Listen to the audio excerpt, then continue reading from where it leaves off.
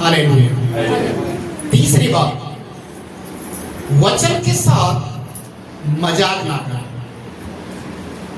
वचन के साथ मजाक ना करना। आज बहुत सारे लोग परमेश्वर के मजाक को खिल्लियों में उड़ाते हैं,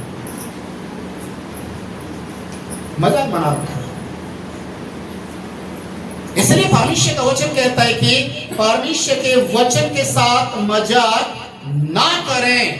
गलातियों की किताब उसका 6 अध्याय उसके 7वें पद को आप पढ़ेंगे तो वहां पर लिखा हुआ है कि परमेश्वर ठट्ठों में नहीं उड़ाया जाता।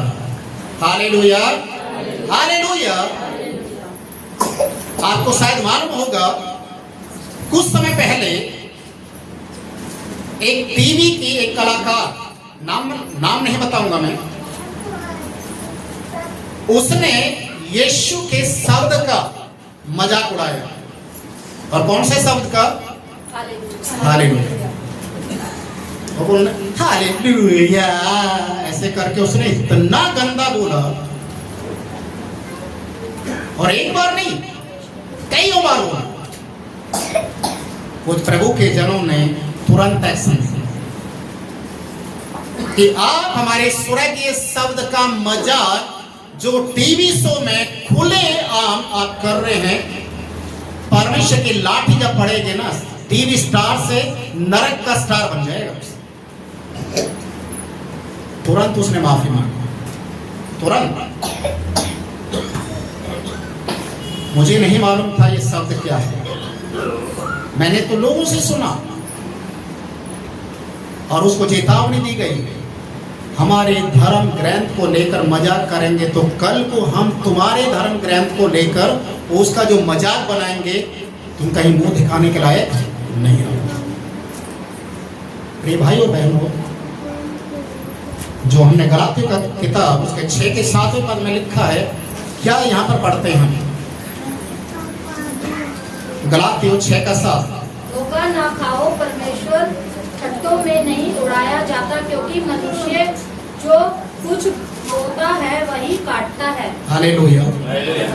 यहाँ पर लिखा है मनुष्य जो बोता है वही काटेगा। अगर आप परमेश्वर को मजाक में उड़ाएंगे, आज बहुत सारे घरों के अंदर लोग मजाक में ले रहे हैं, सीरियसली नहीं ले रहे। अगर घर में एक व्यक्ति विश्वासी है और वो प्रार्थना में समय बिता रहा है, बाइबल पढ़ने में या गीत गाने में या वचन सुनने में या मोबाइल में या टीवी में मसीह गाने को लगा लेते हैं, तो दूसरे लोग अंदर ही अंदर खिचड़ी बनाने लग जाते हैं, बोलने में लग जाते हैं, बार बार यीशु मसीह के गाने सुनते, बार बार ये करते, क्या यीशु मसीह, गलत बोलना शुरू कर देते। और वो इस बात को भूल जाते हैं कि आप जो शब्द बोल रहे हैं वही शब्द आपके सामने आने वाला है। हालेलुया। भजन संहिता पहले अध्याय के पहले पद में भी हम इसी तरीके से उन बातों को देखते हैं जो परमेश्वर अपनी व्यवस्था के अनुसार ना चलने वाले लोगों को चेतावनी देता है।